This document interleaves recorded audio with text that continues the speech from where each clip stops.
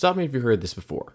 1999's The Matrix is a groundbreaking film, an action spectacle, and one of the most iconic films of all time. All these words are true, and then some. The Wachowskis created a film that will forever be praised as long as cinema exists. So imagine it's 2002 and you have those exact words kicking around in your head while you're sitting in a theater, dressed head to toe in leather, waiting for the next Matrix film to play. You watch it, and it's not what you expected. You come back mere months later and experience that same feeling with the conclusion of the Matrix trilogy. Why were those films not the ones I made up in my head after I saw the first? They didn't do what I wanted. They weren't what I thought up in my head when I thought of a Matrix sequel. 2002's Matrix Reloaded and 2003's Matrix Revolutions have long been the subject of scrutiny ever since their respective releases. Do we need them? Did they ruin this story? Are they bad? Hello, Neo. These films are different from the original, and that's okay.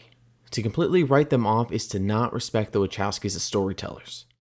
Today, I want to look back at them and look at what sets them apart from the original. We'll explore the deconstruction of the hero's journey, the action that continues to have an impact on modern blockbusters, and the power of choice. Hey Geekscapists, I am filmmaker and podcaster Garrett Briones, and all I'm asking is that you sit back, relax, jack in, and come on this journey with me as we look at the many merits of the Matrix sequels.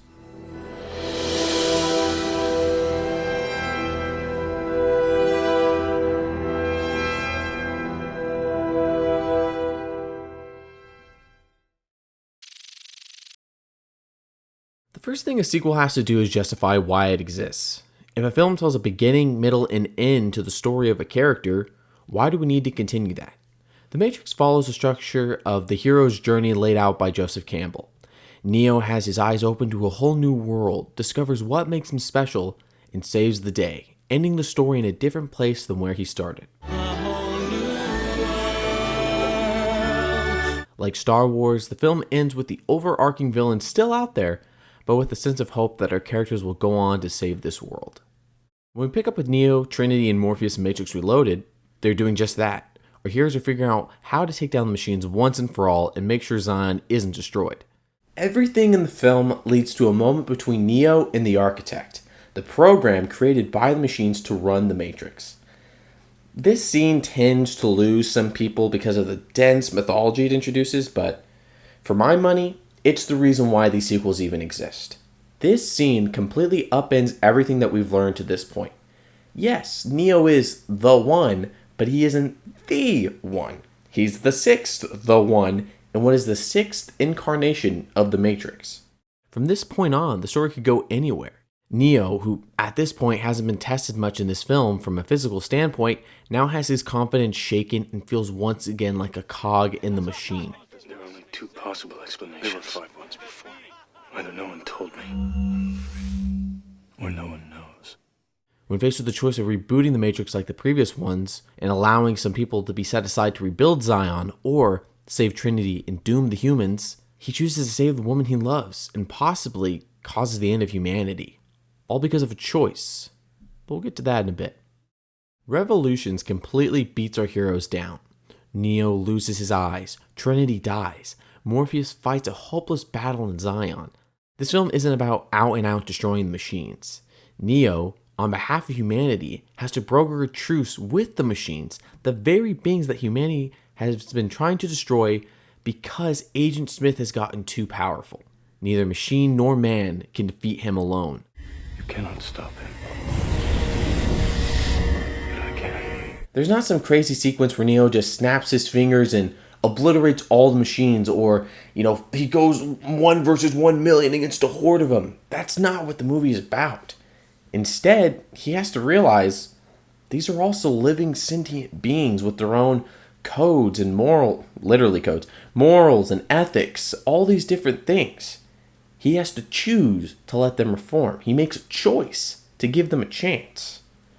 And there's that word again, choice. We'll get there in a little bit. Before we get into some more ideas and themes that are present in the two films, I want to look at the action.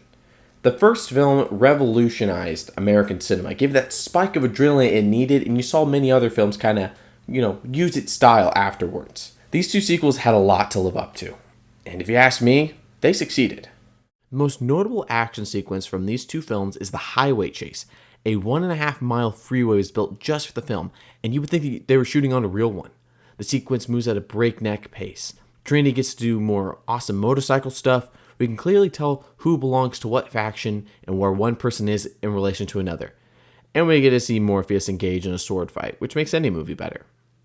I'll also say that while the characters in Zion aren't given much to flesh them out, the battle to hold off the invading machines is amazingly realized. The juxtaposition of the flowy, tentacled machines versus the janky, tank-like human piloted mechs is entertaining from a purely visual standpoint. There's also a really fun action sequence towards the beginning of Revolutions, very evocative of the lobby shootout from the first film, except in this one it's Trinity and Morpheus fighting the Merovingians' goons, but it's happening on two different planes. They're on the ground, they're on the ceiling, and it's just an interesting way to see, how the action's converging in this middle point between the ground and the air. It's very fun. But my personal favorite action sequence from the sequels is the final battle between Neo and Agent Smith. This feels like a battle from Dragon Ball Z or a Superman comic put on the big screen. It is the blueprint for most superpowered beings fighting in the city battles that will populate many films and shows to come after these films. You know what? I gotta step out of the booth for this one. Hold on. Look, this fight has everything, It's got the green filter, it's got the rain, it's got thousands of Hugo Weavings watching as if they're spectators in a coliseum. It's got the big crazy, like it's got everything you want. And it's got big CG boys bumping into each other, blowing up the whole city. Stuff you would see, in many years to come in a bunch of different superhero films. You still see it. The CG holds up today, and it looks amazing in the 4K transfer. This film has two very distinct Neo versus Smith battles, one happening in the real world, the other happening in the Matrix. This fight is the one that personally impacts me a little bit more. That's mostly because there's a shot where Neo punches Agent Smith so hard in the face that he leaves an indentation of his fist in it.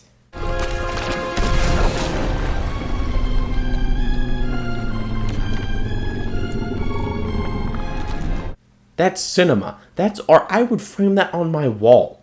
In all honesty, what really hits me about this fight is that it ties directly into the central theme of this movie, of both movies. Neo fights this particular battle, as he says, because I choose to. Ultimately, these films are about choice. Choice.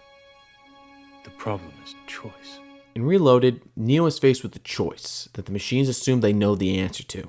But Neo breaks a cycle and chooses to save the woman he loves.